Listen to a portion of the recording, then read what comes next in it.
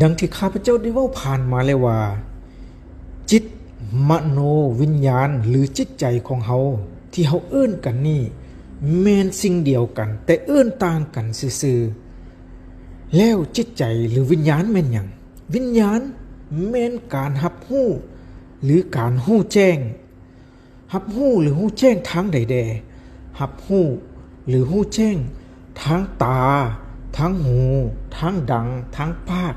ทางกายสัมผัสและทางจิตใจของเฮาเวลาที่มีการกระทบทางตาทางหูทางดังทางปากทางกายสัมผัสและความรู้สึกจะเกิดการรับรู้และการรู้แจ้งขึ้นมานี่เอิ้นว่าวิญญาณคือการรับรู้และการรู้แจ้งแต่จิตใจของเฮาหรือวิญญาณของเฮานี่ธรรมชาติของมันก็คือจะรับรู้แต่ละอย่างมันจะบ่รับรู้หลายๆอย่างพร้อมเดียวกัน